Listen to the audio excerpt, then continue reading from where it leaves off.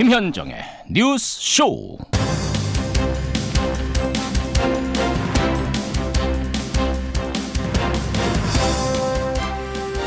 이제 딱 2시간 반 남았습니다. 두 사람의 첫 표정은 어떨까요?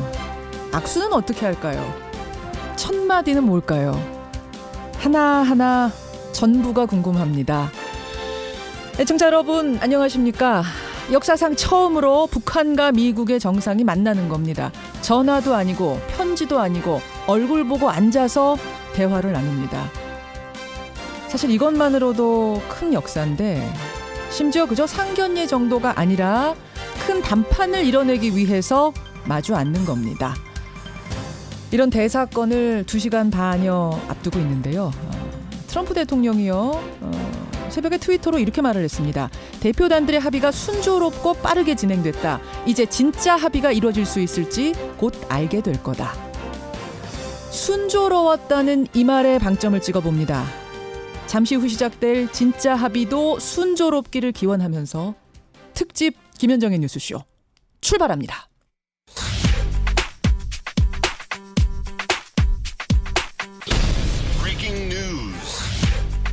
김현정의 뉴스쇼가 주목한 오늘의 포인트 김정훈 기자 나와 있습니다. 어서 오세요, 김 기자. 네. 그야말로 한반도 평화를 위한 세기의 담판을 눈앞에 두고 있네요. 앞으로 2시간 반도 안 남았습니다. 예. 오늘 시간 10시니까요. 그렇죠. 분단 70년 그 전쟁의 역사를 끝낼 수가 있을지 남북한, 미국 그뿐 아니라 온 세계의 관심이 집중되고 있는 상황입니다. 싱가포르 현지부터 가봐야겠습니다. 싱가포르 현지 미디어 센터에 나가 있는 CBS 구용혜 기자 연결을 해보죠. 구용혜 기자. 네, 싱가포르 미디어 센터에 나와 있습니다. 예, 이제 한 2시간여밖에 남지 않았네요. 그렇습니다. 분위기가 어떻습니까? 네, 말 그대로 말씀하신 대로 역사적 정상회담이죠. 1950년 한국 전쟁 이후에 이제 최초의 정상회담이고요. 예. 또 지난 25년간 북핵 문제가 정상 간 직접 담판으로 해결될 수 있는 그런 문을 여는 날입니다.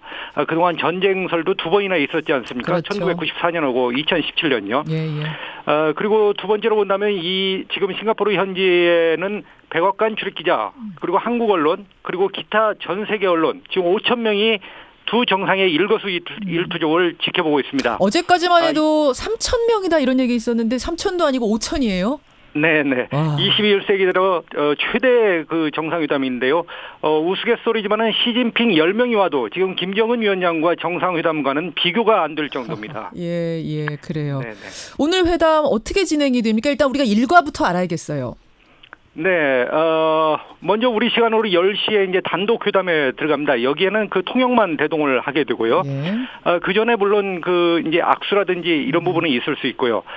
단독 회담이 끝나면 바로 이제 확대 회담으로 들어갑니다. 여기에는 김영철 노동당 부위원장, 예. 리수용 노동당 국제부장 등 이제 북한 측 참모가 들어가고요. 예. 미국에서는 켈리 비서실장, 폼페이오 국무장관, 그리고 존 볼턴 안보보좌관이 들어가죠. 북한이 사이비 우국지사다. 그다음에 인간 쓰레기다. 인간 흡혈귀다. 이렇게 아주 강력하게 비난해온 인물입니다. 북한도 비난하고 볼턴도 사실은 김일성, 김정일에 대해서도 신랄하게 비난했던 그런 인물 아닙니까? 그렇죠. 서로가 원수예요. 아주 악연이 깊은 관계죠. 예. 이렇게 확대 회담이 끝나면은 이제 업무 오찬입니다. 워킹 런치라고 했는데 예. 여기에는 현송월, 최선희 등이 동석할 것으로 예상이 됩니다. 그래서 단독부터 확대 업무 오찬까지 약 4시간 동안 진행되지 않겠냐 이렇게 예상이 되고 있습니다. 4시간여 동안. 이게 사실은 시작 시간은 있는 건데 끝나는 시간은 정해진 게 아니에요. 끝나는 시간은 오찬이 끝나야 되기 때문에 알 수가 없죠. 예, 네. 그래요. 정상회담 이전에 이제 양 정상이 회담장까지 이동을 할 텐데 카펠라 호텔까지 그 네네, 모습은 그렇습니다. 전 세계로 생중계가 되는 겁니까? 그렇습니다. 싱가포르 현지에 채널 아시아뉴스라고 하는 방송이 있는데 이곳이 아마 주간 방송을 하게 되는 것 같습니다. 예. 정상회담에서 이제 회담 내용도 중요하지만 정상들의 퍼포먼스가 굉장히 또 중요하지 않습니까? 그쵸. 그래서 트럼프 대통령은 샹그릴라 호텔에서 카펠라 호텔까지, 그리고 김정은 위원장은 세인트 리지스 호텔에서 카펠라 호텔까지 네. 이동하는 모습이 전 세계로 생중계로 시시각각 보여질 것으로 보입니다. 예. 약 25분 정도 소요될 것으로 예상이 되고요. 싱가포르 당국이 교통 통제를 하기 때문에 그보다 더 빨라질 수도 있습니다. 그래서 9시 50분을 좀 넘기면 아마 회담장에 도착하지 않을까 예상이 됩니다. 제가 여기서 주목하는 건 뭐냐면요. 트럼프 대통령의 차는 썬팅이 진하게 안 돼 있어요. 속이 다 들여다 보여요. 아, 그렇군요. 그 반면에 김정은 위원장의 차는 새까맣게 썬팅이 돼 있더라고요. 네네네. 역시 이게 선거를 하는 나라와 안 하는 나라의 차이인가 이런 생각도 들었습니다. 트럼프 여러 가지 대통령은 의미가 조금이라도 있겠죠. 노출이 돼야 하니까 손흔 드는 모습도 보여주고 어쨌든 네네. 두 사람이 그렇게 각각의 차를 타고 카펠라로 이동을 합니다. 약 20여 대의 차량들이 각각 따라붙기 때문에 예. 대단한 장관이 될 것 같습니다. 양 정상이 만나서 처음 어떻게 할까? 뭐 악수를 할까? 악수를 한다면 어떻게 할까? 어떤 표정을 지을까? 이런 것도 다 관심사인데 어떻게 예상하세요? 네, 70년간 적대 관계를 가졌기 때문에 아마 포옹은 하지 않을 겁니다. 악수를 할 텐데요. 또 트럼프 대통령의 이 악수 방식이 굉장히 독특하지 않습니까? 그렇죠. 예. 네, 악력이 굉장히 가중될 수도 있고요. 예전에 아베 총리는 트럼프 악력 때문에 기겁을 할 정도로 놀란 적이 있었고요. 그때 19초 동안 손을 놔주지 않아서 아베 총리가 네. 당황했었죠. 그렇습니다. 마크롱 프랑스 대통령은 서로 기싸움을 했죠. 맞아요. 악수 기싸움을 했고요. 예. 메르켈 총리는 악수를 제의했지만 트럼프 대통령이 거부를 했었습니다. 그렇지만 이번에 거부는 하지 않겠고요. 예. 그래서 어느 정도로 그 악수를 할지 좀 지켜봐야 될 것 같습니다. 아, 어제 그 연습들도 다 했을 거예요. 구상을 다 했을 거예요. 처음 만나서 내가 어떻게 할지, 물론이죠. 어떤 네네. 표정 지을지, 무슨 말을 할지 여기서부터가 네네. 관심사입니다. 여기서부터 네네. 기싸움이 있을 수 있습니다. 그 단독으로 그렇게 45분 만나고 확대 회담 또 뭐 업무 오찬이라고 그러면서 밥 먹으면서 또 뭐 일을 보고 이렇게 된다면서요. 이게 뭐 실무적으로 회담을 편하게 하는 거겠죠. 예. 그래서 일단 이렇게 첫 만남에서 단도 확대 그리고 오찬 회동까지 하는 것은 매우 긍정적이다 이렇게 볼 수가 있고요. 트럼프 대통령은 저녁 8시쯤에 그러게 이곳 시간인지 확실치는 않습니다만은 예. 싱가포르를 떠나기로 돼 있습니다. 그리고 이곳 시간인지 이 부분도 확실치는 않지만 오후 4시에 예. 그 기자회견을 할 예정입니다. 그래서 그렇죠. 트럼프 대통령이 지금까지 회담에 마음에 안 들면 걸어 나가겠다 이렇게 얘기했는데 예. 그런 일은 없을 것 같습니다. 예. 회담 마음에 안 들면 뭐 저 1분만 해도 걸어 나갈 수 있다 이랬는데 이건 아닌 것 같고 그렇습니다. 또 로이터 통신이 보도했던 게 하나 있잖아요. 일요일 저녁에 김정은 위원장은 오후 2시에 떠나기로 돼 있다. 뭐 이렇게 돼 있었는데 결국 그것도 오보입니다. 네, 그것은 아마 기싸움이겠죠. 트럼프 대통령이 걸어 나가겠다 이렇게 얘기를 하니까 김정은 위원장이 로이터 통신을 통해서 아마도 북한이 흘렸을 겁니다. 그래요. 우리는 오후 2시에 가겠다 이렇게 그 반응을 한 것이고요. 김정은 위원장이 근데 가는 시간은 지금 안 나온 거죠? 이건 보안이죠? 그렇습니다. 그런데 그 트럼프 대통령이 아침에 트윗을 올리지 않았습니까? 아까 말씀하신 대로요. 그 협상이 빠르게 잘 됐다. 그래서 과거의 협상과는 다르다는 것을 곧 알게 될 거다. 이렇게 했기 때문에 이번 회담 굉장히 긍정적으로 예상이 되고요. 때에 따라서는 아마 그 오찬이 끝난 뒤에도 깜짝 그때 센토사 섬 해변 산책을 할 수도 있지 않을까. 조심스럽지만 이렇게 예상을 해봅니다. 저도 그 부분이 주목이 됩니다. 사실은 문재인 대통령과 김정은 위원장 만났을 때도 우리가 가장 주목했던 게 그 다리 위에서의 만남 아니었습니까? 그런 식으로 네. 뭔가 얘기가 잘 풀리면 해변 그 좋은 해변 산책하면서 이야기를 둘이 나누는 이 과정 이것도 뭐 생각해 볼 수 있는 거죠? 그렇죠. 김정은 위원장이 좀 산책 전문가가 됐으면 좋겠다는 소망은 있습니다. 그래요. 그것도 보겠습니다. 그나저나 김정은 위원장이 어젯밤 한밤중에 싱가포르 시티 투어를 했어요. 이게 뭐 관광 같기도 하고 시찰 같기도 하고 이건 어떻게 된 걸까요? 네, 김 위원장이 어젯밤 한국 시간으로 10시 4분부터 갑자기 그 싱가포르 시내 관광에 나섰습니다. 김여정 등 그 측근들을 대동을 했고요. 예. 이 싱가포르에는 마리너 샌즈베이라고 그 아마 아실 겁니다. 건물 3개가 큰 그 위에 수영장을 이고 있는 건물인데요. 그 수영장이 굉장히 유명하잖아요. 바다랑 그렇죠. 이렇게 연결돼 보인다고 해서 아주 유명한 곳이잖아요. 그 베이라고 하는 곳이 이제 바다의 만 아닙니까? 그 만 쪽에 이 건물들이 들어서 있고 또 가든스 바이 더 베이라고 베이 옆에 이제 정원도 또 시설이 있습니다. 이것이 굉장히 그 싱가포르에서 유명한 관광 시설인데요. 이런 곳을 싱가포르에서 그 김 위원장이 한밤중에 야간 투어를 했습니다. 예. 전혀 예상하지 못했던 거죠, 기자들도. 사실은 어제 낮에 그 경호원들 한 30-40명이 갑자기 나갔습니다. 숙소에서. 그래서 어디로 그 김정은 위원장이 시찰을 나가는 것 아니냐 이렇게 전망이 있었습니다만은 몇 시간 동안 잠잠했거든요. 그런데 나중에 알고 보니까 결국은 여기를 관광하려고 미리 그 경호원들이 가지 않았나 이렇게 생각이 되고요. 어쨌든 그 이 관광대국 그 싱가포르를 벤치마킹했다. 지금 김정은 위원장이 원산 앞바다에 갈마지구를 개발하고 있지 않습니까? 그렇죠. 여기에 그 수계 호텔도 짓고 수십 동의 그 숙박 시설도 짓고 있는데요.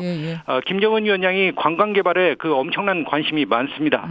그리고 북핵談判, 정말 이 70년 만에 북미 정상이 만나는데 불과 12시간을 남기고 이렇게 야간 투어를 했다는 것은 양국 간의 합의가 어느 정도 잘 됐다. 그리고 김정은 위원장도 자신이 있다. 이런 것을 좀 과시를 하려고 하지 않았나 이렇게 생각이 듭니다. 일단 싱가포르 분위기 여기까지 보고요. 좀 더 자세한 내용은 잠시 후에 전문가와 분석을 해보도록 하죠.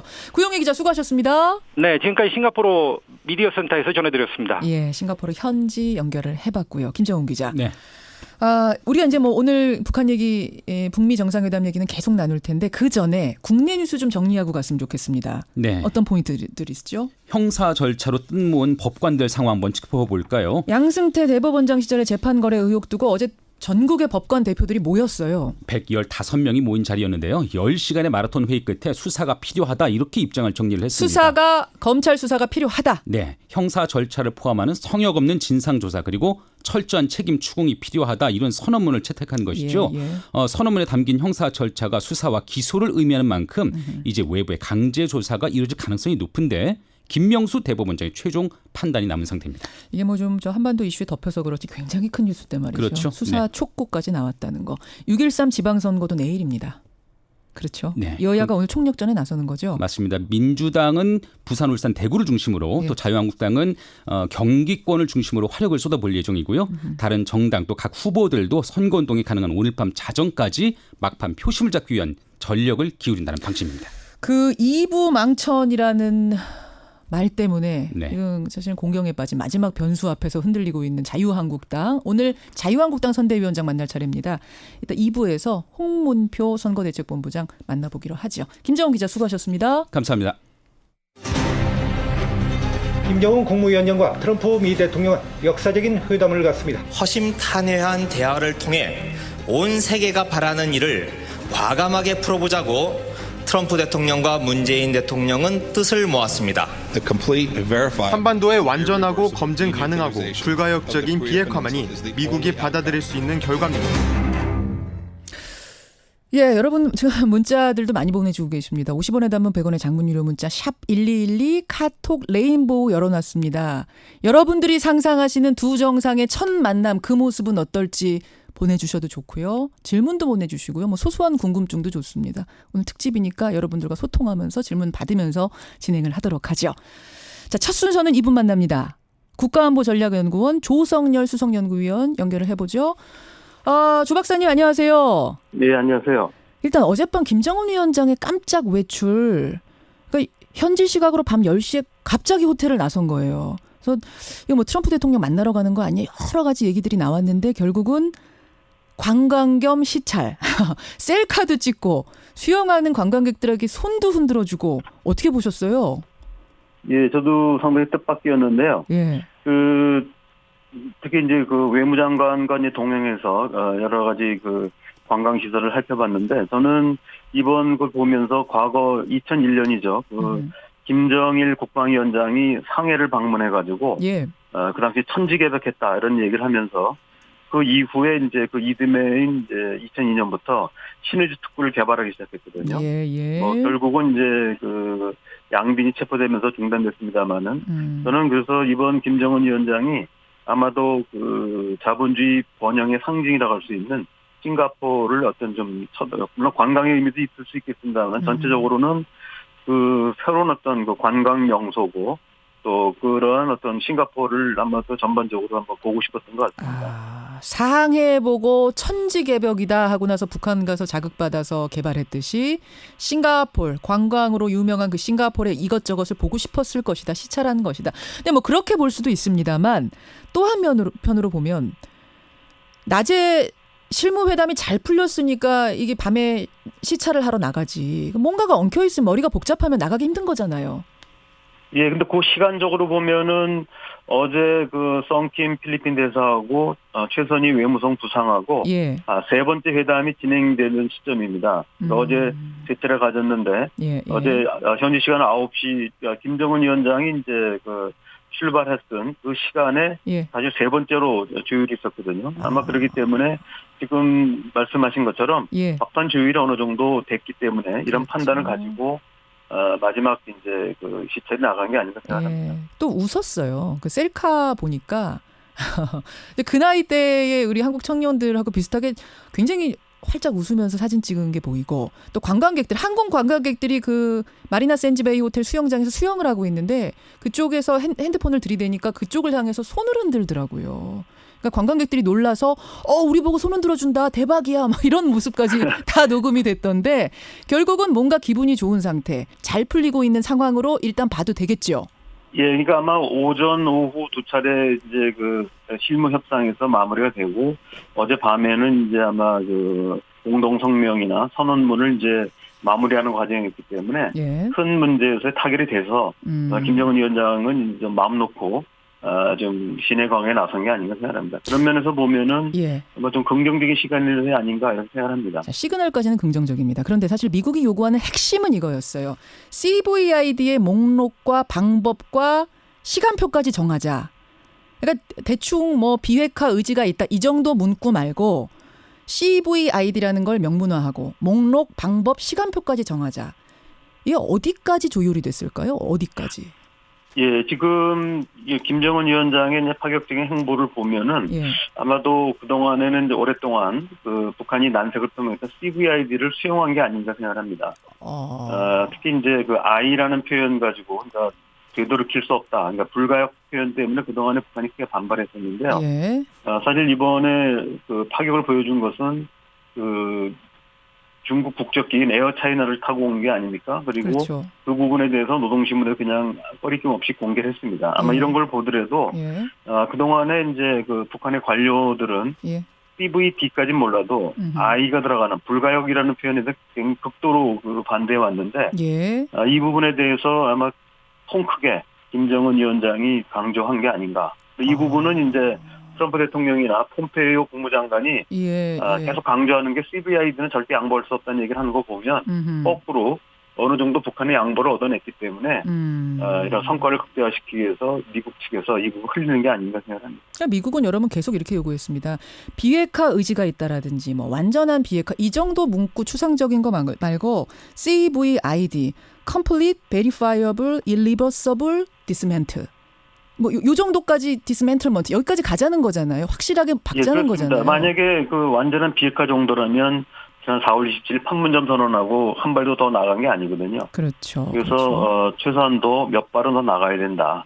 지금 미국 내 그 반대파들이 워낙 많기 때문에 이 부분을 이제 그 누르기 위해서는 그동안에 북한이 오히려 계속 반대했을 때는 몸값이 올라간 CVID라는 표현에 대해서 북한이 양보해 준다면 사실은 트럼프 대통령은 이번 회담을 나름대로 성공했다 평가할 수가 있거든요. 명문화까지 될 거라고 보세요. CVID가 명문화까지 오늘 선언문에.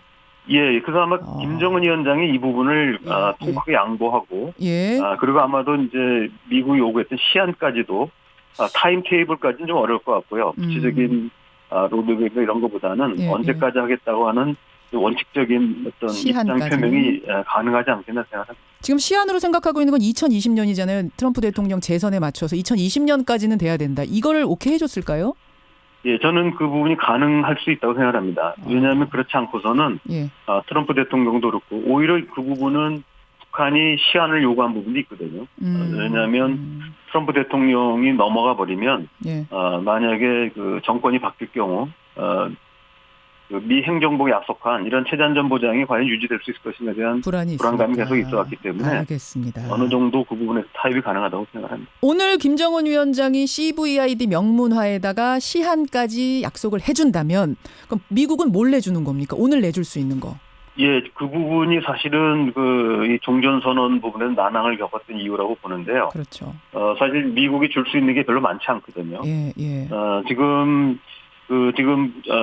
종전선언이라고 하는 부분은 어디까지나 이제 정치적 구속력밖에 갖추 있지 않기 때문에 북한으로서는 이제 원래 몇 개의 핵탄두라든지 ICBM 반출 문제에 대해서 극도로 반대했던 이유는 이런 체제안전 보장이 미국이 줄 수 없는 게 분명하지 않았거든요. 미국이 줄 수 있는 것이. 그래서 아마 이 정도면은 특별한 어떤 그 CB에 들어가는 건 어디까지나 이제 그 약속이니까요. 예. 이런 부분들이 구체적인 이행은 아니거든요. 그래서 이런 어떤 원칙적인 틀, 그러나 이제 지난번 판문점 선언보다는 한 발 더 나아간 이런 부분이 있다면 미국으로서는 이제 종전 선언을 어느 때 해주고 예. 그다음에 2차 정상회담의 대략적인 시기 그리고 그 북한에 대한 어떤 그 체제 안전 보장과 관련된 몇 가지들 가령 이제 북미 수교라든지 이런 부분에 대해서 조약을 통해서 확약하겠다 이런 부분들을 이제 명문화한다면은 이른바 이제 말과 말의 단계거든요. 예, 말과 말의 그 정도 단계. 선에서 그렇죠. 타협이 가능하지 않을까 생각합니다. 그럼 오늘 우리나라는 뭐 문재인 대통령은 안 갑니다만, 그러니까 애초에 예상했던 남북미 종전 선언은 아닙니다만, 북미 간의 종전 선언, 상징적인 종전 선언입니다만, 뭐 그런 문구를 하나 정도 넣어주는 그 정도가 답으로 갈 수 있다, 답가로 갈 수 있다 이렇게 보시는 거예요. 그러니까 그 북한 간 미국 간의 이제 적대 관계를 청산하기로 하였다. 뭐 이런 정도겠죠. 그 정도. 왜냐하면 우리가 이제 우리 정부가 얘기했던 종전 선언은 어떻게 보면 지난 판문점 선언에서는 명확하게 남북미 또는 남북미 중으로 하기로 했지 북미가 하기로 한 게 아니거든요. 예. 그렇기 때문에 아마 북한으로서도 남북 간의 약속이 있었기 때문에 이번에도 아마 종전 선언을 추진하기로 한다. 이런 정도는 약속할 수 있을 거라고 봅니다. 그래요. 북한과 미국 간에. 그럼 그 정도 약속을 하고 결국은 2차 회담이 열리고 거기에서 뭔가 시간표도 더 구체화하고 종전선언도 더 구체화하고 더 많은 사람이 참여하고 2차 회담은 불가피하겠는데요. 오늘 잘 풀리면? 예, 저는 그래서 이번에 그 트럼프 대통령이 낙관을 한 이유는 최종적인 로드맵이라든지 완전한 타결 때문에 그런 거라기보다는 2단계 걸쳐가지고 이번에 싱가포르 공동성명 정도 나온다면 2차로 북미 정상이 만나서 특히 이제 조약에 대한 명확한 내용들, 그러니까 두 번째 만나게 되면은 의회에서 그 북한에 대한 체제 안전 보장을 조약으로 만드는 이런 법안까지 통과가 된 이후에나 가능할 거라고 봅니다. 지금 시간이 사실 미국 내는 별로 없거든요. 그렇죠. 7월 초에 지금 독립기념일 주간이 있고요. 8월 달에는 이제 여름휴관입니다. 그래서 사실은 북한에 대한 체제 안전 보장을 조약으로 해준다고 했지만 그걸 이룰 수 있는 시간이 많지 않습니다. 그럼 7월은 일단 2차 회담으로 어렵다고 보세요? 지금 7월 얘기가 제일 많이 나오던데. 7월은 혹시 가능하다면 그 외무장관 선에서 그 정도? 판문점에 만나서 남북미 외무장관이 종전선언을 할 수가 있습니다. 그렇기 때문에 만약에 시간을 맞춘다면은 정상이 만나긴 쉽지 않을 거라고 보고요. 정상이 만나려면 적어도 트럼프 대통령이 의회를 통과해서 결국은 이제 종전선언뿐만 아니라 이런 내용들을 조약할 수 있는 내용이 있어야 된다고. 알겠습니다. 그 한 20초 남았는데 그냥 소소한 얘기긴 합니다만 현송월 단장이 나타났어요. 현송월 단장. 그러니까 어제 보니까 오후에 한 30-40명 태운 버스를 가고 또 회담장인 카펠라 호텔로 갔다가 3시간 만에 귀환했다고 하는 보도가 있습니다. 이런 내용을 보면은 아마 혹시 깜짝으로 오찬에 관현악단의 짧은 공연 같은 게 할 것 같죠. 그래. 여기까지 보겠습니다. 조성열 박사님 고맙습니다. 예, 감사합니다. 국가안보전략연구원 조성열 수석연구위원 오늘 첫 번째 손님으로 만났습니다. 우리 청취자분들 참 수준이 높으시죠. CVID의 D가 dismantlement, 해체라는 뜻이냐, denuclearization이란 뜻이냐 의견들이 막 분분하게 올라오는데요. 두 개 다 쓰입니다, 여러분. 해계, 해체, 비핵화 두 가지에 다 D라는 거 전해드리고 오늘 2부에서는 특별한 손님 두 분 더 스튜디오로 모시죠. 2부 이어갑니다.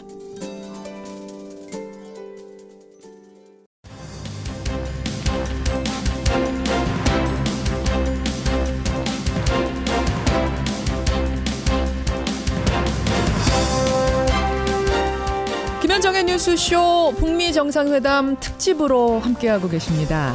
2부 출발합니다. 오늘 2부에는요. 전문가 두 분을 직접 스튜디오로 모셨습니다. 국회 내 대표적인 한반도 문제 전문가시죠. 더불어민주당 홍익표 의원. 사실은 지금 선거 유세 중에 굉장히 바쁜 와중에 스튜디오로 직접 나와 계세요. 그리고 DJ 정부 때 청와대 외교안보 수석을 지낸 임성준 전 수석. 이분은 북한과 과거에 많은 조율을 그러니까 실무 접촉을 해보셨던 분이기 때문에 그 경험담들을 많이 가지고 계실 거예요.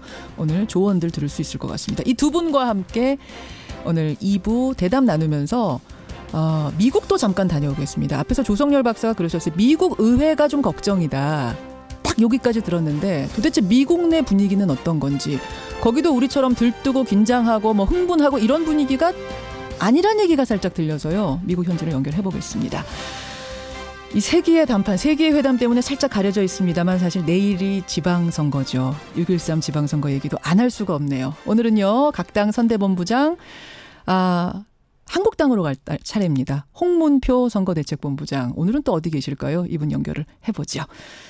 광고 후에는요, 북미 정상회담이 있기까지의 그 여정들을 저희가 짧은 음향물로 만들어봤는데 아마 들으시면은 뭉클뭉클 하실 겁니다. 광고 후에 그것부터 들으면서 시작을 하죠. 50원의 단문 100원의 장문 유료 문자 샵 1212 카톡 레인보우까지 열어놓고 출발합니다. 존경하는 국민 여러분, 그동안 우리는 북한의 만행에 대해 참고 또 참아왔습니다. 국제사회의 인내도 한계를 넘어서고 있고 김정은의 정신 상태는 통제 불능이라고 봐야 할 것입니다. 2016년 조선의 첫 수소탄 시험이 성공적으로 진행되었다. 북한은 4차 핵실험에 이어 미사일까지 발사하는 극단적인 도발을 감행하였습니다. 존경하는 국민 여러분, 개성공단 전면 중단은 시작에 불과합니다. 한반도의 긴장과 대치 국면을 전환시킬 계기가 된다면 나는 언제 어디서든 북한의 김정은 위원장과 만날 용의가 있습니다. 우리는 남승 당국이 진실로 대화를 통하여 북남 관계를 개선하려는 입장이라면 분위기와 환경이 마련되는 데 따라 최고위급 회담도 못할 이유가 없습니다. 2018년 2월 대한민국 평창에서 동계올림픽이 개최됩니다. 북한이 참가하여 평화올림픽으로 만드는 것입니다.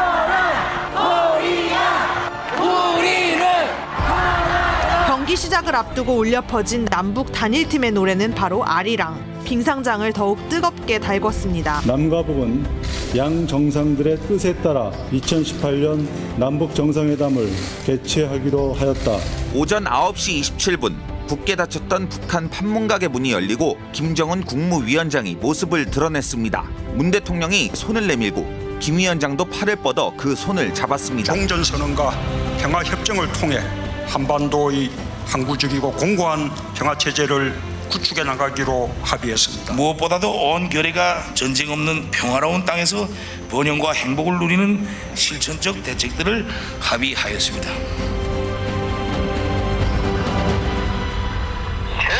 셋, 3, 2, 1, 블라스트! 싱가포르 정상회담을 취소하기로 결정했습니다. 북한이 핵실험장을 폭파한다고 발표한 지 수시간 만에 트럼프 미국 대통령이 북미 정상회담을 일방적으로 취소 통보하면서 북핵 문제는 다시 안개 속으로 빠져드는 양상입니다. 문재인 대통령과 김정은 국무위원장의 두 번째 만남은 긴박하게 이루어졌습니다. 김 위원장은 그제 오후 일체의 형식 없이 만나고 싶다는 뜻을 전해왔고 흔쾌히 수락하였습니다. 김영철 통일전선부 부장이 김정은 북한 국무위원장의 친서를 트럼프 대통령에게 전달한 뒤 면담을 가졌습니다. 우리는 6월 12일 싱가포르에서 만날 겁니다. 북한과 미국의 양 정상이 드디어 싱가포르에 도착했습니다. 두 사람이 오늘 회담에서 화해의 손길을 내밀지 전 세계의 관심이 쏠리고 있습니다.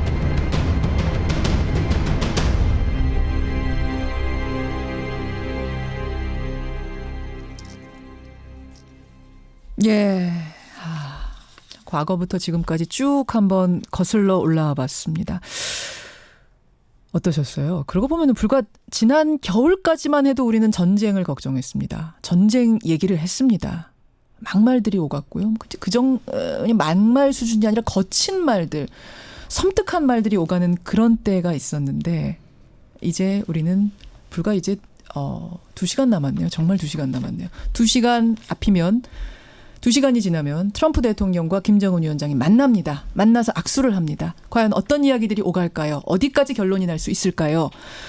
오늘은 상견례가 아닙니다. 역사상 처음 만나는 자리인데 그 만나는 자리에서 많은 것들을 이뤄내야 됩니다.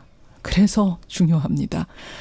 오늘 북미 정상회담 특집으로 진행하고 있는 김현정의 뉴스쇼 2부는 특별한 패널 2분을 스튜디오로 직접 모셨습니다. 먼저 국회 내 대표적인 한반도 문제 전문가죠. 더불어민주당 홍익표 의원 나오셨어요. 어서 오십시오. 네, 안녕하세요. 반갑습니다. 유세 때문에 지금 바쁘신데. 네. 그래도 그 유세보다도 더 중요한 한반도의 운명을 가르는 날이기 때문에 제가 이 자리에 왔습니다. 기꺼이 나오셨어요. 목소리 괜찮으세요? 조금 목소리가 좀 갔는데 이해해 주시기 바랍니다. 시청자들께서. 더 매력적으로 들리십니다. 홍익표 의원 오늘 나와주셨고요. 두 번째 만날 분은 DJ 정부 시절에 청와대 외교안보 수석을 지내신 분. 그 당시에 북한과 실무 접촉을 여러 번 나누었던 분이세요. 경험이 있는 분이세요. 임성준 전 외교안보 수석 나와 계십니다. 어서 오십시오. 네, 안녕하세요. 반갑습니다. 몇 번이나 접촉하셨어요, 과거에? 뭐 중요한 접촉은 그 제2차 핵 위기가 2002년 가을경에 발생을 했죠. 그래서 2003년 초에 뭐 우리 김대중 대통령 임기가 끝나는데 그때 그 위기가 확산되는 바람에 대통령께서는 대단히 걱정을 많이 하셨고 그래서 2003년 초에 특사단을 이제 파견을 해서 수습을 좀 시도를 하셨습니다. 그때 제가 참여를 했습니다. 그때를 떠올리시면서 오늘 이 순간 맞는 소감 어떠세요? 뭐 만감이 교차합니다. 저는 외교관 생활 30년 넘게 하면서 거의 대부분을 이 핵 문제 해결에 매달렸는데 사실은 매듭을 못 짓고 이제 퇴역을 했다 그럴까요? 이제 공무원 생활을 마침을 했는데 늘 아쉽게 생각을 했는데 이번에 좀 이러한 그 모든 문제가 확 한꺼번에 좀 해결됐으면 하는 큰 바람을 가지고 있습니다. 그래요. 그런 바람이 절절하게 느껴집니다. 임성준 전 수석. 지금 청취자분들이요. 조금 전에 그 3분짜리 다큐멘터리, 짧은 다큐멘터리 들으시면서 울컥합니다. 감동입니다. 염경섭님은 무슨 영화 예고편 같았어요. 그러고 보면 우리 역사가 영화보다 더 영화 같네요. 이런 문자들 지금 보내주시고 어떤 분은 라디오를 탁 틀었는데 이 회담이 취소됐다는 그 부분을 들으셔서 깜짝 놀라셨다고. 홍 의원님. 네. 진짜 돌이켜보면 어떠세요? 이 과정. 오기까지 이 과정. 어쩌면 그 한반도 분단과 대립의 70년이 넘는 역사가 요 한 달 정도 사이에 다 압축되어 있는 것 아닌가 생각됩니다. 그러니까요. 반전과 어떤 그 갈등이 치솟다가 반전되고 또 모든 게 엎어졌다가 또 다시 시작된 이런 과정 자체가 남북관계 역사이기 때문에 저희들로서는 그만큼 이 지금 남북 정상회담 또는 북미 정상회담도 중요하지만 이후의 앞으로의 과정도 또 매우 중요하다고 생각합니다. 오늘이 첫 단추잖아요. 그렇습니다. 그야말로 첫 단추. 자, 큰 이야기를 논하기 전에 오늘의 합의 내용이라든지 결과라든지 이런 이야기 논하기 전에 좀 소소한 궁금증부터 풀어볼게요. 여러분들한테 아까 소소한 질문도 좋습니다. 보내주시오 했더니 정말로 소소한 것들이 왔어요. 제일 소소한 것부터 가겠습니다. 청취자 김서영님의 질문. 성킴 대사하고 김선희 부상이 최선희 부상이 회담할 때 한국말로 합니까? 영어로 합니까? 통역을 두고 합니까? 뭐 이런 문자 주셨는데 홍 의원님 아세요? 두 사람 다 한국말과 영어를 아주 잘하는 사람들입니다. 성킴 대사도 아주 잘해요? 성킴 대사 한국말 아주 잘합니다. 아주 잘해요? 그런데 아마 공식적으로 그 회담에서는 성킴 대사가 한 번도 한국말 쓰지 않습니다. 그러니까 않더라고요. 그래서 어쨌든 통역을 배성한 상태에서 두 사람이 영어를 공식어로 쓰면서 뭐 필요할 때는 뭐 한국말을 쓰겠지만 그건 아주 보조적인 수단이고 대부분은 영어와 통역을 쓰지 않을까 저는 생각합니다. 최선희도 영어 잘합니다. 두 사람 다 영어로 했을 가능성. 원래 영어 통역으로 시작했죠. 통역사로. 그 젊었을 때. 그 북미 회담에 실무회담에 참여를 해서 통역을 했었어요. 김서영님 답변이 되셨죠. 또 많은 분들이 질문 주신 게 두 정상의 오늘 첫 만남은 어떤 모습일까? 이게 너무나 기대가 된다. 어떻게 보세요, 임 전 수석님? 오늘 사실 워싱턴 포스트에 이 관련 기사가 났는데 오늘 그 정상회담은 어떤 그 내용도 중요하지만은 극적인 연출이 아마 굉장할 거다 이렇게 지금 예상을 했습니다. 두 정상의 스타일도 그렇잖아요. 퍼포먼스를 중시하는 스타일. 복장은 우선 어떻게 나올 것이냐. 복장부터. 복장 그냥 양복 아니에요? 양복 지금 그 김정은 위원장은 소위 북한의 그 인민복이라고 합니까? 그런 것을 늘 입고 정상회담에도 참여를 했기 때문에 이번에 과연 뭐 넥타이를 한다면은 이거는 조금 상당히 이례적인 일이 될 것 같고요. 그다음에 이제 뭐 지금 많은 기싸움이 그동안에 뭐 실무진 가운데서도 있었는데 지금 이제 첫 상면 대면하는 장소에 어떻게 나올 것이냐, 누가 먼저 나올 것이냐, 이제 뭐 대개 시간을 정해서 동시 입장하는 것이 원칙인데 그렇죠. 과거에 보면 미국 대통령들 항상 늦었어요. 많이 늦게 하고 상대방을 기다리게 하는 조용필입니까? 뭐 그런 예도 많았기 때문에 뭐 트럼프 대통령 일찍 나오려는지 잘 모르겠고요. 저는 오늘은 맞춰서 나올 것 같은데 설마 오늘까지. 맞춰 나올 것으로 예상이 됩니다. 악수는 어떻게 할 것 같으세요? 악수. 악수하겠죠. 하겠죠. 하는데 이게 굉장히 항상 악수하면서 기싸움했던 트럼프 대통령 아닙니까? 오늘도 뭐 그런 게 있을까요? 글쎄 오늘은 아마 제가 보기엔 두 사람이 연출하는 그 목표는 다 분명할 것 같습니다. 트럼프 대통령 입장에서는 소위 얘기해서 악동을 그 다스리는 여유 있는 세계 최고의 지도자 모습을 보여주는 여유 있는 모습을 보여주고 싶은 너그럽고 여유 있는 모습. 그다음에 김정은 위원장 입장에서는 자신의 지금 그 이미지가 굉장히 부정적이었는데 최근에 조금 회복되고 있지만 어쨌든 예의 바르고 도리어 그 국제 관례나 어떤 이런 이 외교적 의례에 매우 익숙한 그런 어떤 젠틀한 신사의 이미지를 보여주려고. 정상 국가의 원수 같은 느낌을 그렇습니다. 줄 것이다. 그렇게 아마 다 타겟팅을 하고 나올 것이다. 그 말씀이에요. 두 사람의 목표가 분명하기 때문에 이번 회담의 초기 그림은 아주 잘 만들 거로 생각됩니다. 잘 만들 것이다. 멋지게 나올 것이다. 청취자 유재강님은 이런 질문 주셨어요. 진짜로 오찬에서 햄버거가 나올까요? 왜냐하면 트럼프 대통령이 예전에 대선 때 유세할 때 김정은 위원장과 뭐 햄버거 먹으면서 얘기하는 일이 있었으면 좋겠다 이런 얘기들 했었잖아요. 오늘 지금 뭐 오찬 자체가 이제 어떻게 될지도 조금 아직 뭐 약간의 불투명성은 있지만은 이제 업무 오찬으로 아마 업무를 보면서 밥 먹는 거예요. 그러니까 업무 오찬이라는 거는 뭐 과거에 제가 정상회담에 배석을 했을 때 뭐 여러 번 경험도 했고요. 이 업무 오차는 상당히 부담스럽습니다. 먹으면서 업무에 대해서 얘기를 해야 되기 때문에 그렇죠. 그 소화가 안 될 것 같아요. 음식보다는 이제 그 대화에 이제 그걸 잘 이끌어가고 또 상대방 그 얘기하는 거를 좀 경청을 해야 되고 하니까 음식이 잘 보이질 않습니다. 그렇죠. 그래서 간단한 식사를 대개 하게 되는데 뭐 샌드위치라든가 그래서 원래가. 그런 것보다는 뭐 기왕에 트럼프 대통령이 한번 공언을 했으니까 햄버거 지금 뭐 싱가포르에는 햄버거가 뭐 불티나듯이 풀린다 그러거든요. 그거를 김정은 위원장이 오케이 할까? 물론 트럼프 입장에서야 햄버거 같이 먹고 싶을 텐데 이 김정은 위원장 입장에서는 자본주의의 상징 햄버거, 맥도날드 햄버거 이걸 받아들일 수 있을까요, 홍 의원님? 저 평양에도 햄버거 있습니다. 있어요? 네, 피자도 있고요. 피자도 있어요? 그래서 뭐 그거는 특별히 문제가 아니고요. 고기빵이라고 그래가지고 먹는데 북한 사람들 먹기 때문에 김정은 위원장이 제가 보기엔 특별히 그거에 대해서 뭐 이를 달지는 않을 거로 생각하고 음식은 아마 미국 사람들 보면 세미나 가면요 굉장히 실무적으로 할 때 브라운백 세미나 합니다.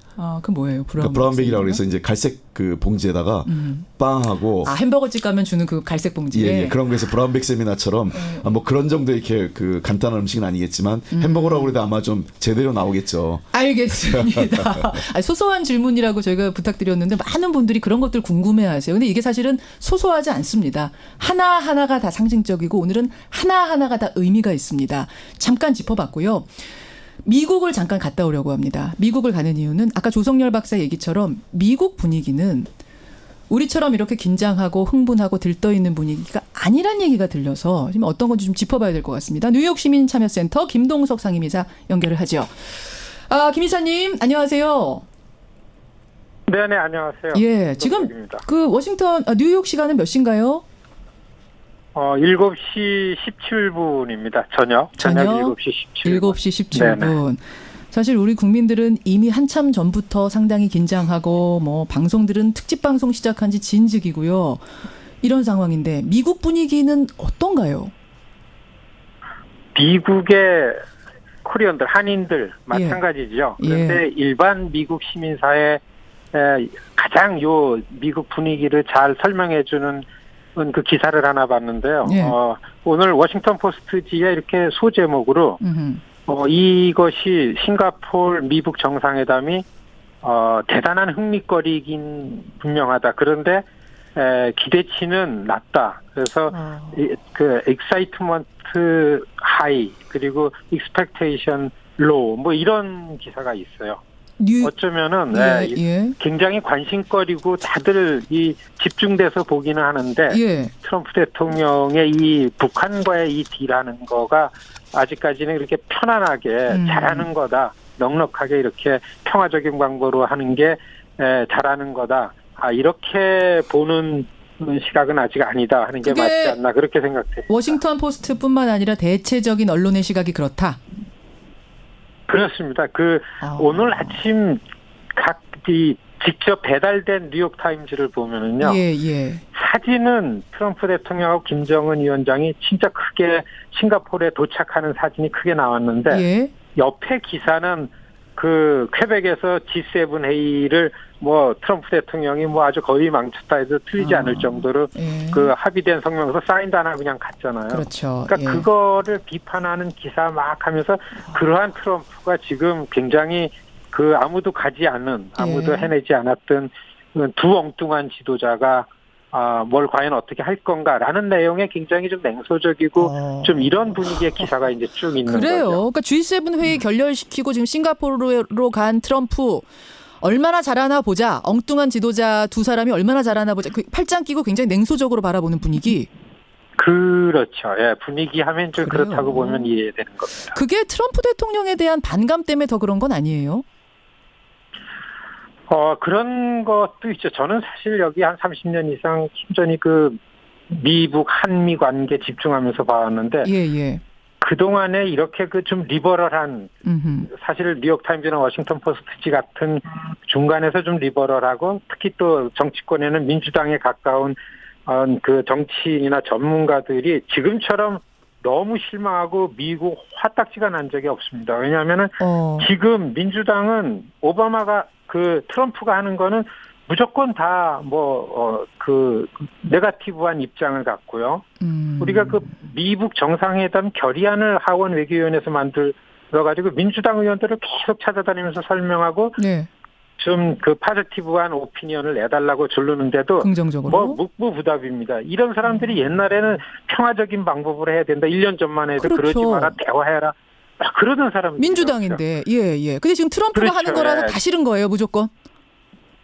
네, 그래서 이 주말서부터 지금까지 이제 싱가포르 회담을 놓고서 뭐 아시겠지만 미국도 공중파나 지상파나 그냥 누르면은 이 톡쇼가 나오는데 전문가들이라는 사람들 나오고 정치인들 막 이렇게 인터뷰하는 거에 나오면은 정말 이제 화가 나가지고 이게 얼마나 평화적인 방법으로 가는 거 이거가 좋은 거냐 이게 뭐 객관적인 건데 그 린지 그레이엄이라는 그 상원 의원이 나와가지고 이번 회담이 이게 이제 외교적인 이런 방식이 요번에 실패하면은 바로 군사적 옵션을 써야 된다. 뭐 이런 얘기를 이제 먼저 하는 거예요. 자, 그러면 그게 그냥 언론이 트럼프가 싫어서 내놓는 반응들인지 의회 분위기도 그렇고 실제로 이 싱가포르 선언이 나오면 이제 가서 뭔가 비준을 받아야 되는 거 아닙니까? 의회를 통과해야 되는 거 아닙니까? 거기서도 막힐 가능성이 있는지 어떻게 보세요?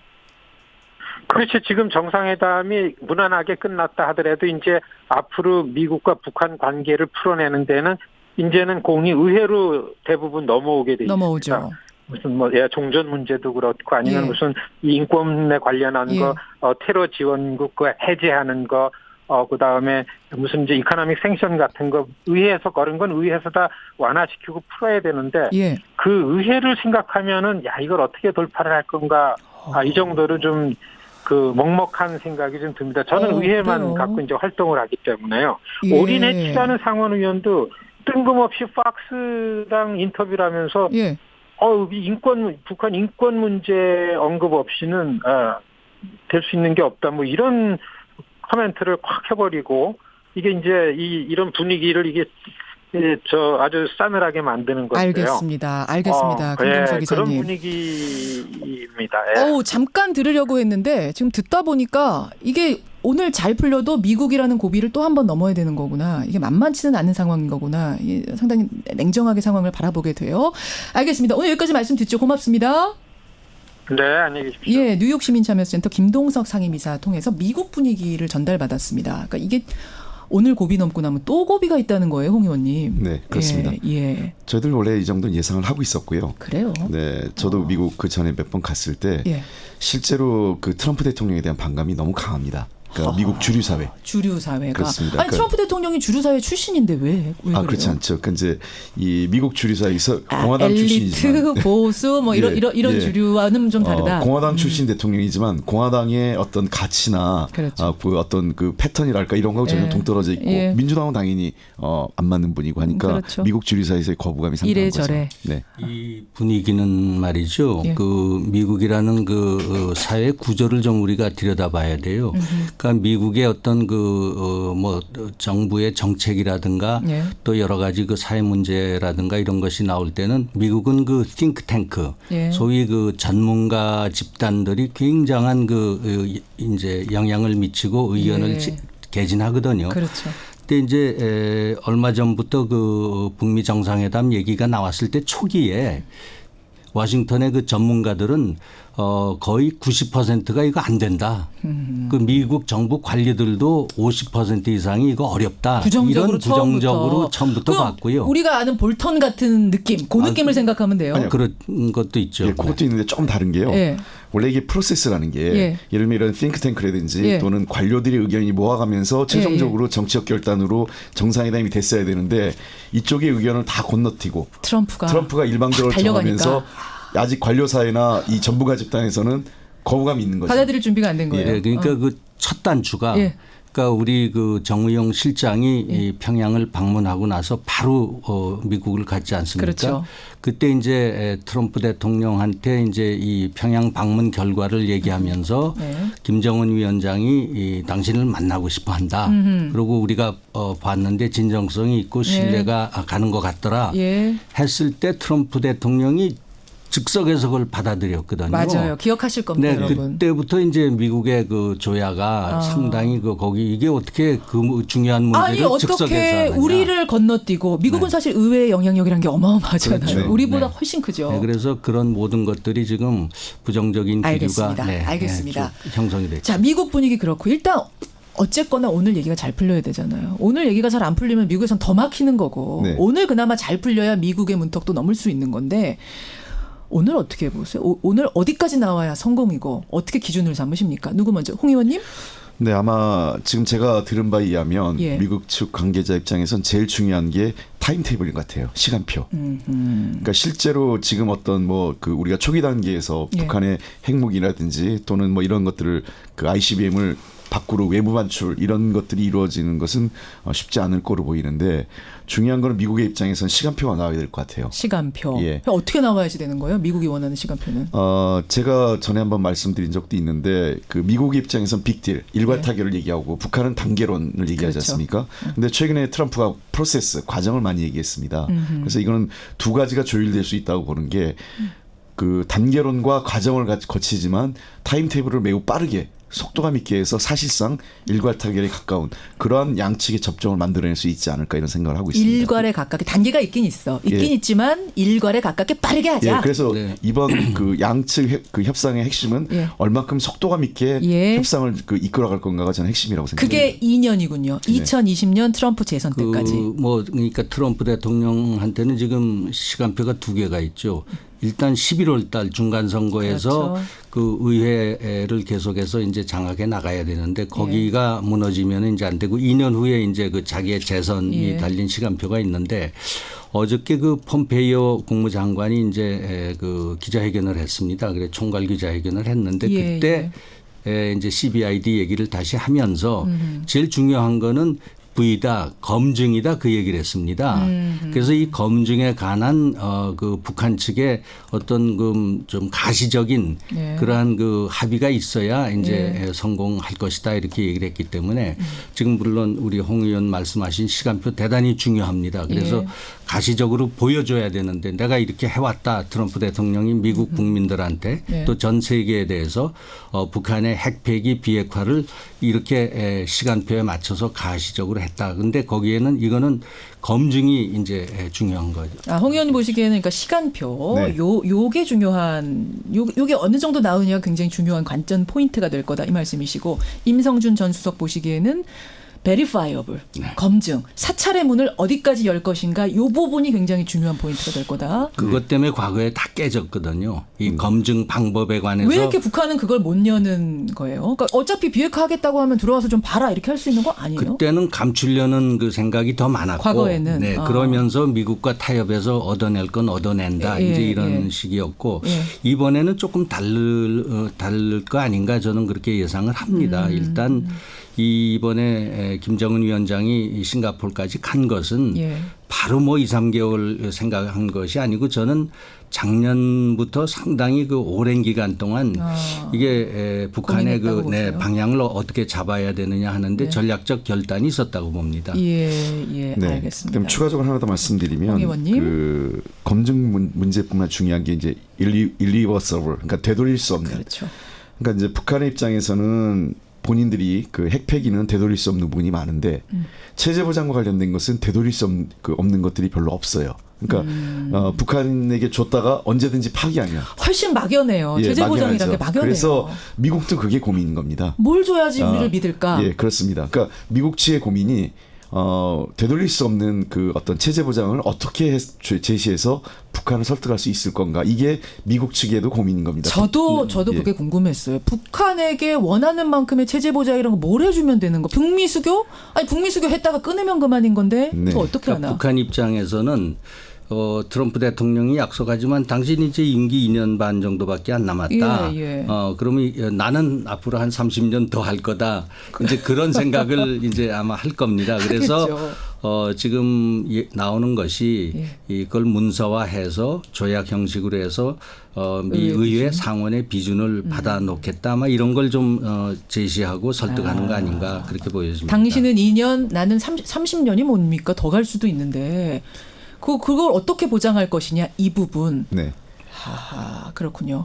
여러분의 의견 잠깐 보겠습니다. 여러분들 아까 미국 얘기 들으시면서 좀 놀란 분들이 계시는 것 같아요. 조주 형님은 근데 트럼프 대통령 같은 사람 아니면 이렇게까지 되기가 어려웠을 것 같다. 이런 문자들 오고 이주 형님은 미국의 본질이 공화당이든 민주당이든 어디든 무기를 팔 생각이 먼저 아닙니까? 자국의 경제적인 이득. 그러다 보니 평화보다도 그게 먼저 있는 게 아니냐.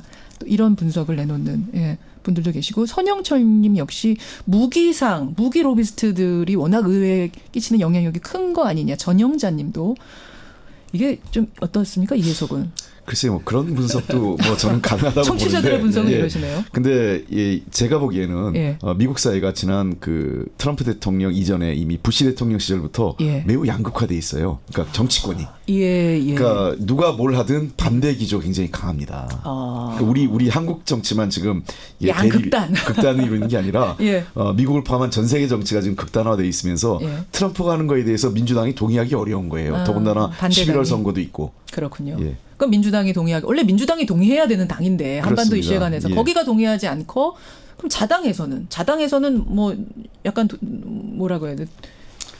공화당도 공화당 입장에서도 좀 복잡한 거죠. 이거를 참 자꾸 돌발 행동하고 갈등이 있죠. 공화당 내에서도 돌출 행동하는 것에 대해서 지지 못해주는. 말씀드렸지만 트럼프가 공화당 메인스트림을 대표하는 정치인이 아닌 겁니다. 알겠습니다. 중국이 궁금하다. 2667님. 사실 저도 중국이 궁금해요. 지난번에 한번 깨질 뻔한 위기가 있었죠. 회담이. 그 이유가 뭐였냐면 중국 자꾸 우리가 지금 북한하고 협상하고 있는데 뒤로 살살 북한을 도와줘 버리니까 이 협상이 잘 안 돼. 중국 빠지시오. 이게 이유였단 말입니다. 그 상황에서 중국은 어떤 스탠스를 취할까? 다시 회담이 성사된 걸 보면 일단 중국은 지금 빠져 있는 거죠. 네, 중국의 이제 기본적인 그 한반도에 대한 입장은 북한의 그 비핵화를 포함한 저 표현은 한반도의 비핵화라 그러죠. 한반도의 비핵화를 지지한다.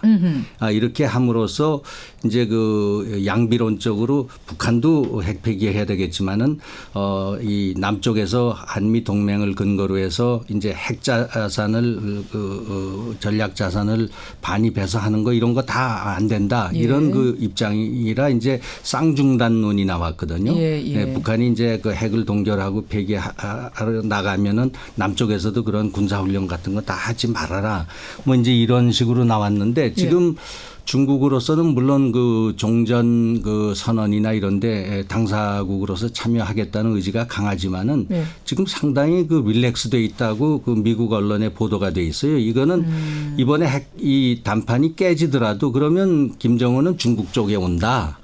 우리를 이제 배경으로 해서 뭐 이런 그 전략을 다시 구축할 수 있고 하기 때문에 예, 깨져도 좋고 또 이 비핵화에 뭐 합의해도 좋다. 뭐 이런 그 상당히 그래요. 네 그런 입장을 지금 가지고 있는 것으로 보여집니다. 홍 의원님은 어떻게 보세요? 중국 입장. 네, 그 제가 중국 쪽 관계자하고 여러 차례 면담을 했었습니다. 작년부터 최근까지요. 그래서 저는 기본적으로 중국의 역할이 매우 중요하다고 생각합니다. 중요하죠. 왜냐하면 지금 상황까지 온 것도 중국의 역할이 매우 컸습니다. 왜냐하면 중국이 일관되게 평화적으로 그다음에 대화를 통해서 이 문제를 풀어야 된다. 전쟁을 반대해왔던 기본 입장이 여기까지 끌고 온 힘 중에 하나였다고 저는 생각을 하고 있습니다. 예. 그래서 중국은 본인들이 가지고 있는 위상이 회담에 들어가든 안 들어가든 자기를 빼놓을 수 없다는 걸 너무 잘 알고 있기 때문에 그래서 저는 뭐 이번 그 협상에 있어서는 중국이 약간 배제된 듯 같이 보이지만 네.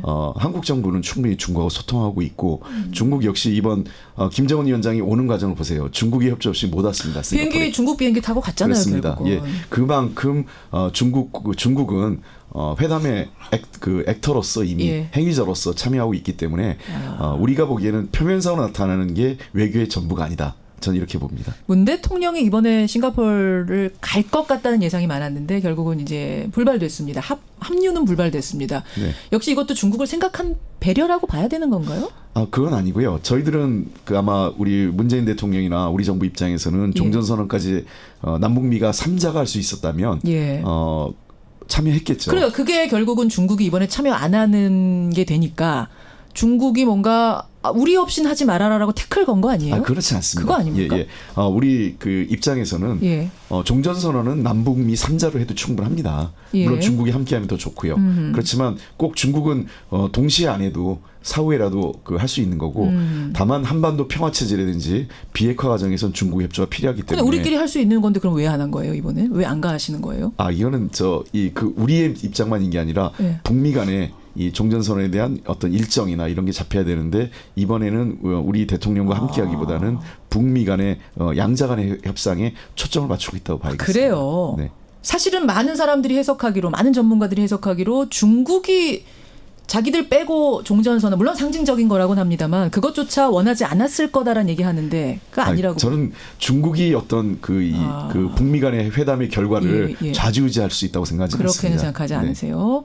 오롯이 이번에는 북한과 미국이 주인공이 돼서 종전에 가까운 선언도 하고 싱가포르 선언하라 예. 이런 무대를 만들어준 거다. 그렇습니다. 트럼프 보시면. 대통령의 또 그 독특한 성격에도 이 문제가 좀 관련이 된다고 보여지죠. 뭡니까? 그러니까 그분은 혼자 스포트라이트를 받아야 되거든요. 그래서 지금 모든 전 세계 외교가 사실은 여럿이 모여서 각국이 다 모인 그 소위 다자 외교라고 하지 않습니까? 그거 중심으로 가는데 이 다자 외교파는 지금 가는 데마다 깨고 있어요. 트럼프 대통령. G7 가서도 깼어요. 네, 뭐 기후 변화라든가 뭐 통상이라든가 이런 것을 가면은 다 그냥 좀 이상한 얘기지만 망치게 하고. 그 양자적인 그런 데서 본인이 이건 내가 했다 주인공이 된다 네. 뭐 이런 그 성격이 대단히 알겠습니다. 강한 것 같아요. 두 분하고 얘기 나누다 보니까 뭐 질문 드릴 게 한두 가지가 아닌데 시간이 거의 다 됐네요. 시간이. 자, 소감 30초씩 마무리 발언 홍익표 의원님. 네, 저 역사적인 북미 정상회담입니다. 저는 이 북미 정상회담은 단순히 양국 간의 관계가 아니라 세계사적 흐름이라고 생각합니다. 예. 지난 89년 베를린 장벽이 무너진 것처럼 세계사의 마지막 남아있는 동북아적의 냉전의 질서를 허물고 새로운 평화의 흐름을 만든다는 의미에서 저는 북미 정상회담이 잘 성사될 것으로 믿고 그 흐름을 이후에 우리가 계속 이어나갈 수 있는 외교적 노력을 문재인 정부 그다음에 정부 여당이 최선을 다해서 해나갈 생각입니다. 예, 아주 지금 단호하게 말씀하셨어요. 임성준 전 수석님. 네, 이 북핵 문제가 불거진 게 이제 1980년대 후반입니다. 예. 네, 그 프랑스 위성을 통해서 북한이 그 핵 활동을 하고 있는 게 이제 나오면서 그렇죠. 거기에 가장 신경 쓴 나라는 이제 미국이었죠. 그래서부터 이제 그 북핵 문제가 불거져서 지금은 거의 30년이 돼 갑니다. 예. 이 30년 동안 한반도의 안보를 옥죄고 또 이 평화 정착을 방해했던 뭐 이런 그 문제였는데 이번에 우리 홍 의원 말씀하신 대로 정말 한반도의 유일한 그 냉전 이것이 종식되는 것이 좀 가시권에 들어오는 그런 느낌을 가지기 때문에 예. 어떻게든지 북미 간에 이걸 조율을 해서 성공이 돼서 한반도에서 다시는 이러한 그 핵무기 대량 살상 무기가 거론되는 일이 없는 그런 날이 빨리 오기를 기대합니다. 저도 기대합니다. 오늘 간절한 마음으로 이제 1시간 반 남았습니다. 두 정상이 만나기까지 1시간 반 앞에 그 상황들 기대하면서 바라보죠. 두 분 귀한 시간 고맙습니다. 네, 수고하셨습니다. 더불어민주당 홍익표 의원 그리고 임성준 전 청와대 외교안보 수석이었습니다. CBS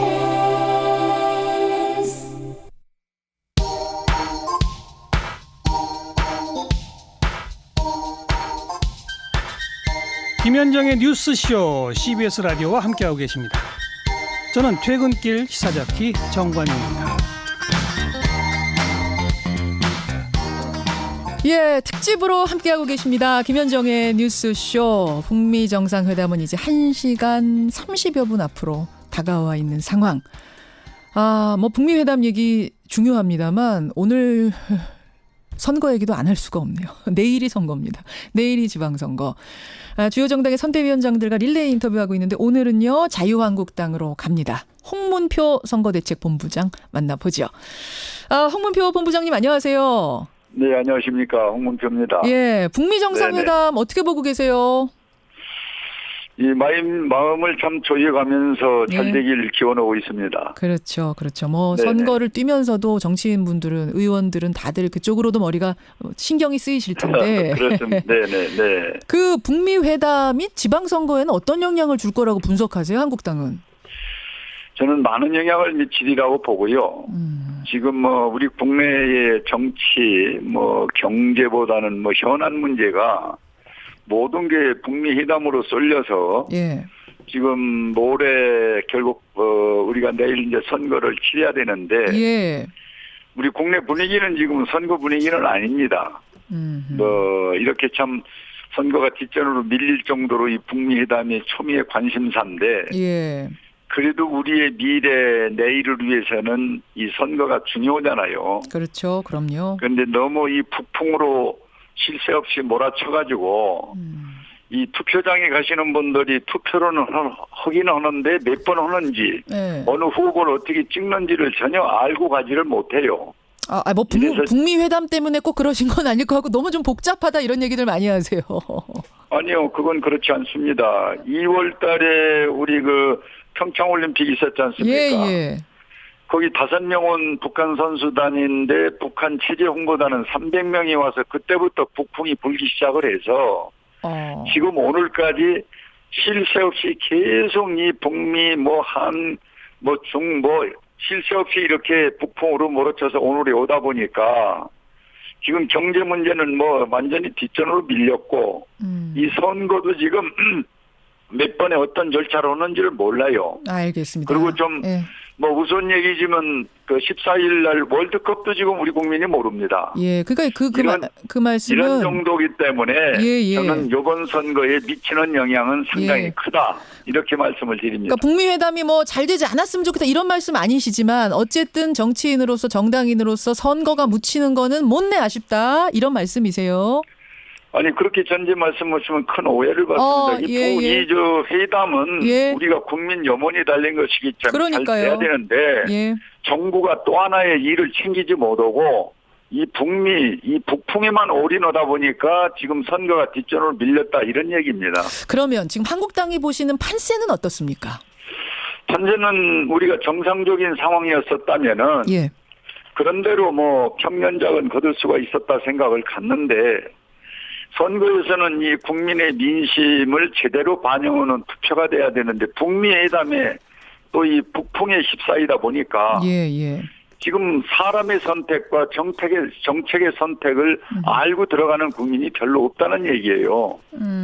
그래서 저희들은 어렵다고 보지만은 그래도 다행스러운 것은 이번 사전선거 투표에서 우리 당원들이 많이 참여를 했거든요.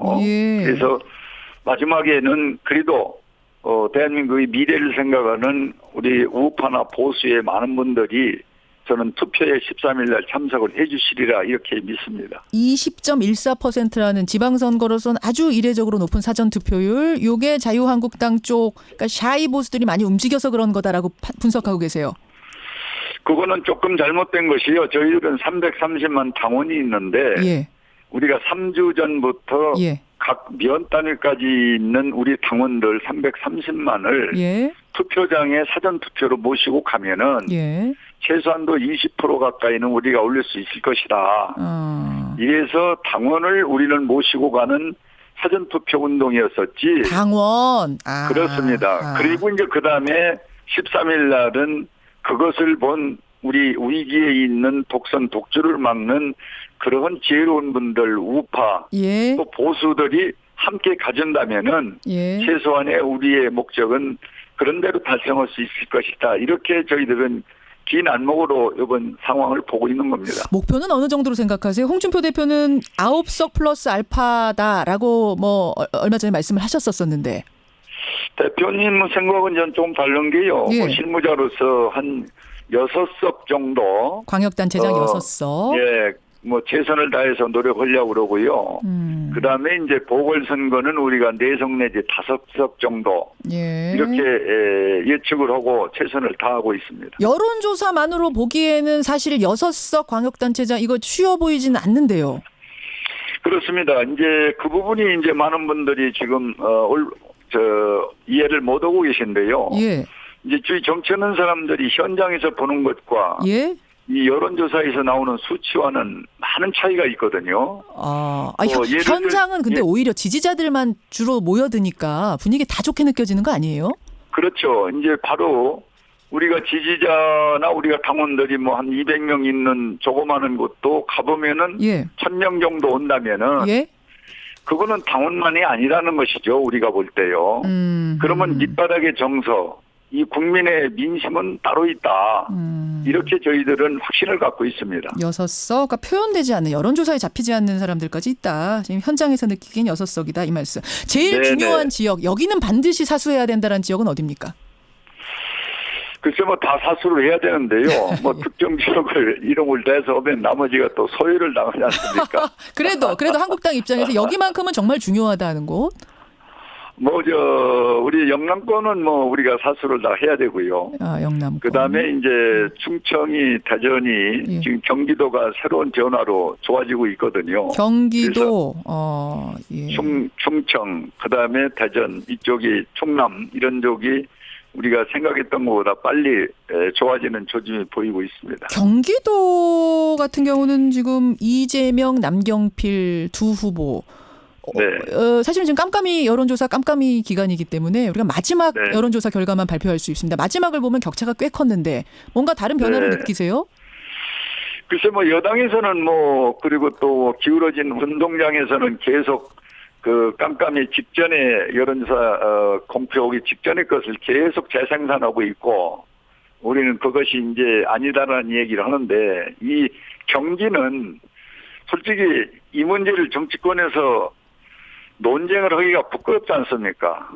그러나 또 우리 알 권리를 주장하고 있는 분들은 자꾸 알으려고 당에 엄청나게 문의가 와요. 사실 여부를. 그래요? 그래서 우리 중앙당에서는 그거 해명을 하고 매를 쓰고 있습니다만은 그렇게 관심이 많다는 얘기죠. 그래서 저는 생각지 못한 이런 전수가 있을 수 있다 이렇게 예측을 합니다. 당선 가능성을 높게 보십니까? 남경필 후보?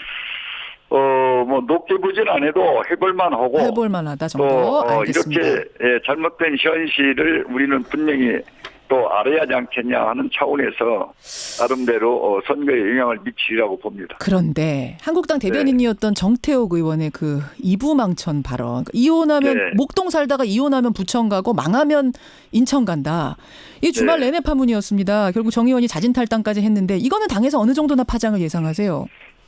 이것은 분명히 참 잘못된 것이죠.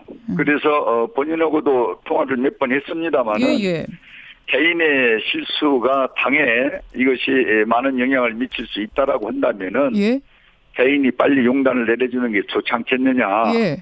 그래서 그분이 그것을 받아들여서 신속하게 탈당을 해서 이제 우리 당원이 아닙니다만은 그러나 우리 당이 또 갖고 있는 데미지는 있지 않겠습니까? 그렇죠. 그래서 저희들이 만날 적마다 그곳에 가서 우리 인천 시민에게 죄송하다는 얘기를 하고 이렇게 최선의 노력을 다하고 있습니다.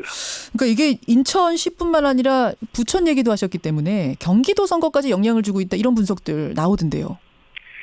글쎄 뭐 분석은 얼마든지 할 수가 있겠는데요. 우리가 인천과 부평이 붙어 있는 곳이기 때문에 함께 이번 정태 의원 본인도 그렇게 사죄를 했고 우리 또 거기 후보들 나오신 분들도 같은 맥락에서 얘기를 하고 있습니다. 알겠습니다. 네네. 좀 많은 분들이 지금 좀 그쪽 사시는 분들이 아직도 화가 나셔서 문자를 보내고 있다는 거 이거 한국당 의원들 좀 아셔야 될 것 같고. 네, 그러시겠죠. 오늘 유권자들께 내일 선거입니다. 마지막 한 말씀 해주시죠. 네. 일단 우리 국민 여러분들께서 항상 현명한 판단을 내려주셨고 이번 선거는 너무나도 북풍에 휩싸여서 깜깜이 선거가 돼서 저희들은 안타까운 심정을 갖고 있습니다마는 그래도 우리는 어려울 때 우리 제1야당의 손을 잡아주시고 또 지금 집권당의 독선 독주가 지금은 독재 형식으로 갈 정도로 지금 추미애 대표의 말씀은 싹쓸이로자. 도대체 이게 대한민국 민주주의 국가에서 북한에서나 있을 수 있는 얘기지 어떻게 싹쓸이를 요구를 합니까 국민에게.